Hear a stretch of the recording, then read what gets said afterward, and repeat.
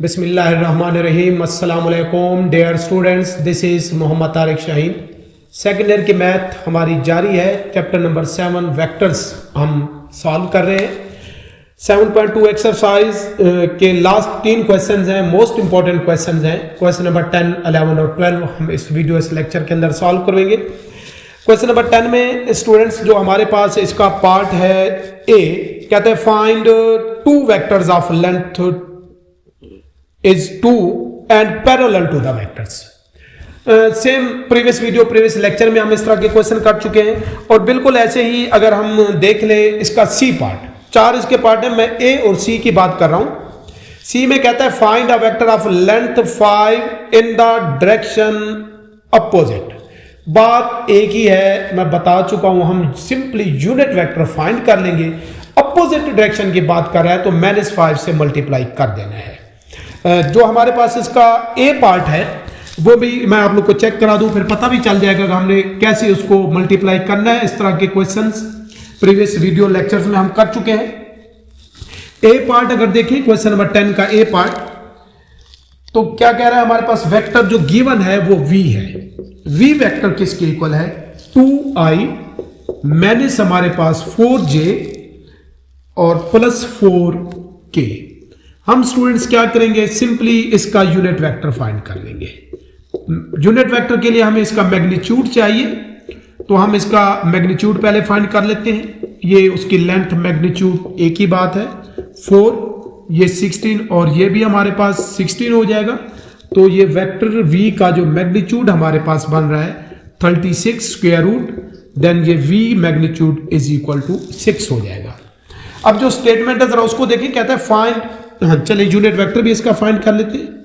किसके इक्वल होगा? v over v magnitude.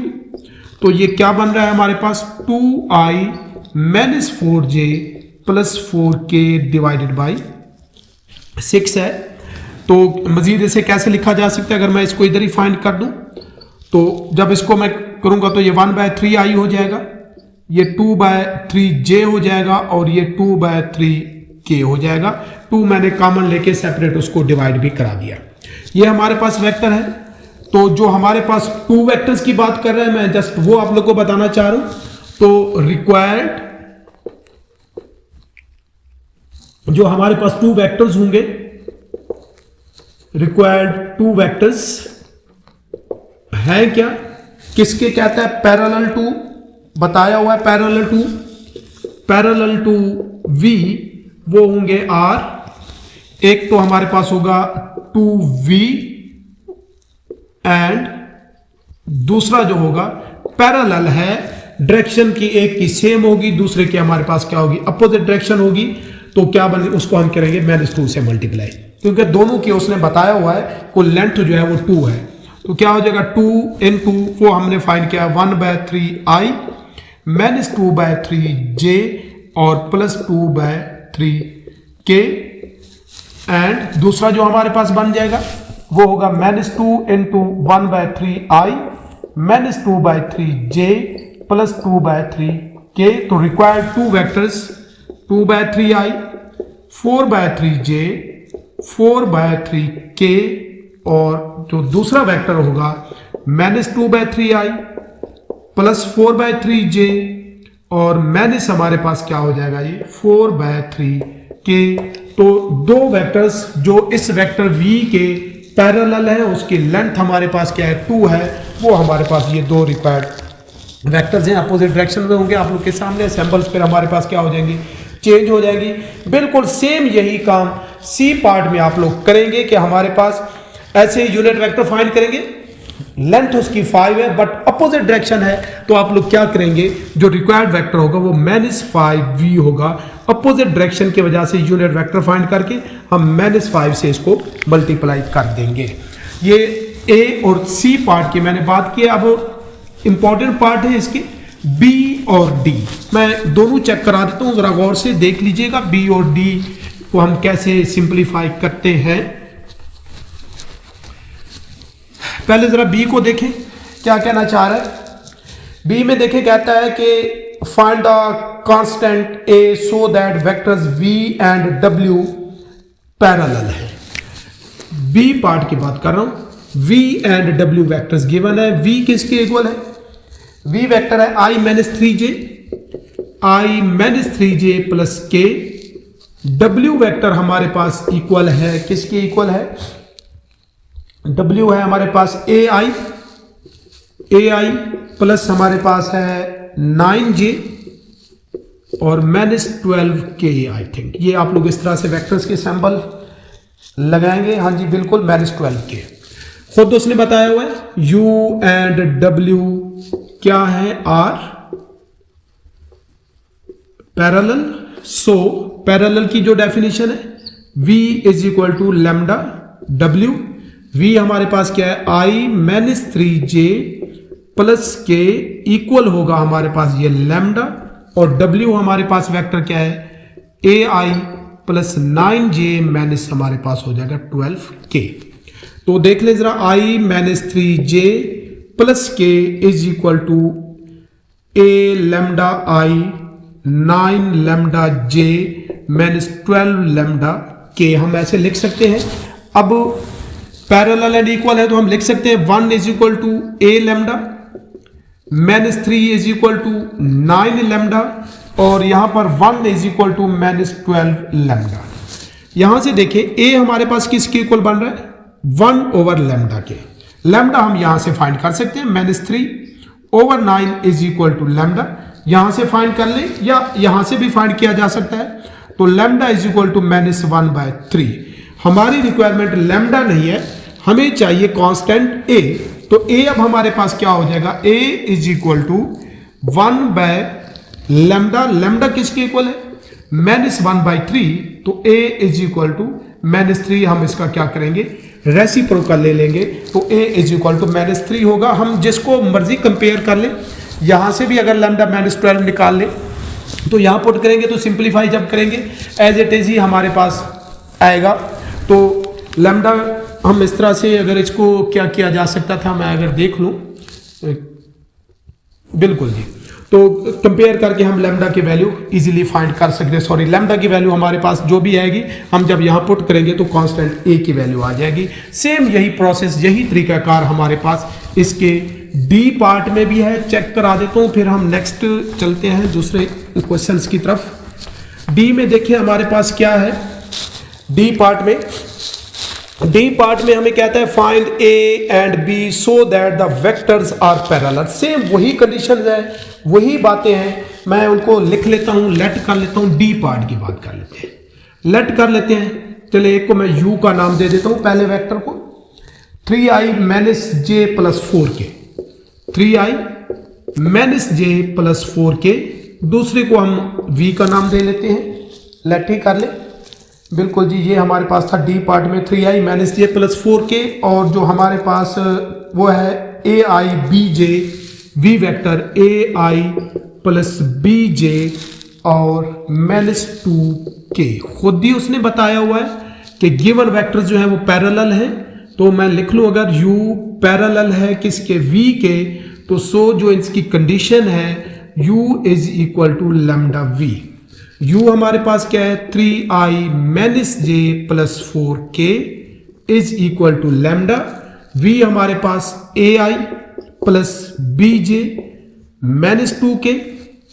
तो ये 3i minus j plus 4k, ये lambda ai lambda bj minus 2 lambda and k। Compare कर लेंगे, 3 is equal to lambda a, और ये हमारे पास क्या हो जाएगा? -1 is equal to lambda b, और यहां से देख ले 4 इज इक्वल टू -2 लैम्डा। हमें स्टूडेंट्स चाहिए 3 over lambda is equal to a, -1 over lambda is equal to b। यहां से देख ले 4 over -2 is equal to lambda, तो लैम्डा इज इक्वल टू -2 हो जाएगा। लैम्डा की वैल्यू यहां पर पुट करें तो 3/2 माइनस पुट हो जाएगा, ये a की वैल्यू हो जाएगी। माइनस जब मैं यहां पुट करूंगा तो minus is equal to b, तो b इज इक्वल टू हमारे पास हो जाएगा 1/2। अगर हमारे पास ये दो वेक्टर्स पैरेलल हों तब a और b की हमारे पास ये रिक्वायर्ड स्टूडेंट्स वैल्यू है। लैम्डा की वैल्यू हम बिल्कुल चेक कर सकते हैं, कोई ऐसी इसमें कॉम्प्लिकेशंस नहीं है। मैं उम्मीद करता हूँ लैम्डा के कांस्टेंट के हवाले से पैरेलल वेक्टर्स की प्रॉपर्टीज़ को, जो उसकी कंडीशन है, डेफिनेशन को यूज़ करते हुए हम इस तरह से जो भी कांस्टेंट नंबर हमें कहता है हम फाइंड कर सकते हैं। जो हमारे पास क्वेश्चन नंबर 11 है students, almost previous videos lectures में चेक करा चुका हूं, यहाँ पे फिर इसको सॉल्व कर लेते हैं। ये बिल्कुल जैसे क्वेश्चन नंबर 3 है, आप लोग as it is question number 3 मेरी वो वीडियो लेक्चर देख के भी आप लोग क्वेश्चन नंबर 11 जो है वो सॉल्व कर सकते हैं। हम क्वेश्चन नंबर 12 की तरफ चलते हैं। शार्ट के हवाले से इंपॉर्टेंट क्वेश्चन है, डायरेक्शन कोसाइंस के डायरेक्शन एंगल्स के हवाले से है कि कोई भी जो हमारे पास students alpha beta gamma videos में डिस्कस कर चुके हैं, हमारे पास डायरेक्शंस एंगल्स किसी भी वेक्टर के होते हैं। जो ये एक वेक्टर है वो ए का नाम दे देते हैं, जो ये हमारे पास बनाएगा ये एक्स एक्सिस है, ये वाई एक्सिस और जी एक्सिस रेस्पेक्टिवली। जो हमारे पास एक्स एक्सिस, वाई एक्सिस और जी एक्सिस के साथ जो भी हमारे पास ये वेक्टर एंगल बना रहा होगा वो एंगल्स हमारे पास क्या कहलाते हैं, उसके डायरेक्शंस एंगल्स कहलाते हैं। अगर मैं इसके साथ काज अप्लाई करूं तो काज अल्फा, और क्या होगा हमारे पास काज बीटा और काज गैमा। ये अल्फा हो जाएगा, ये हमारे पास बीटा और ये गैमा। कंडीशंस है हमारे पास, आपकी बुक में इसका प्रूफ भी मौजूद है। क्या होगा हमारे पास, alpha beta gamma will be the, क्या कहना चाह रहा है क्वेश्चन नंबर 12 के अंदर कि ये कब डायरेक्शंस एंगल्स होते हैं किसी भी क्वेश्चंस के, अल्फा बीटा गैमा किसी भी क्वेश्चन वेक्टर के, विल बी द डायरेक्शन।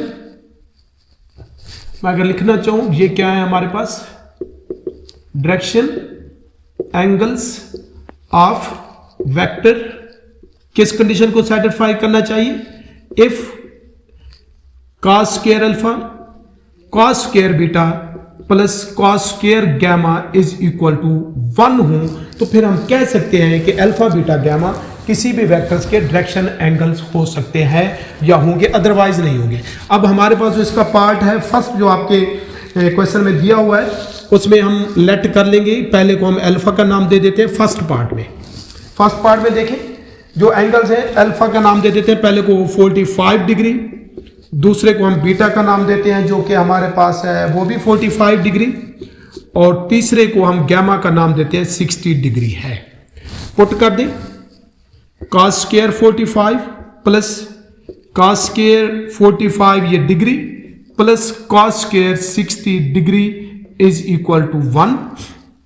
तो क्या बनेगा हमारे पास, ये 1/2 स्क्वायर रूट होता है, स्क्वायर आ जाएगा, 1/2 स्क्वायर रूट स्क्वायर आ जाएगा, और जो हमारे पास 60 है वो 1/2 होता है, इसका स्क्वायर लेंगे तो 1/2, ये भी स्टूडेंट्स 1/2, ये 1/4 इज इक्वल टू 1।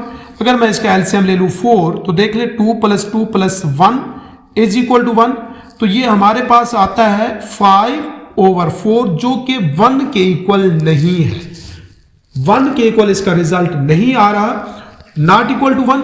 सो जो हमारे पास 45 degree and 60 degree are not, हम इसको लिख लेंगे, क्या है हमारे पास, are not direction angle of a vector. ये किसी भी वेक्टर के डायरेक्शन एंगल्स नहीं हो सकते क्योंकि ये इस कंडीशन को सेटिस्फाइड नहीं कर रहे।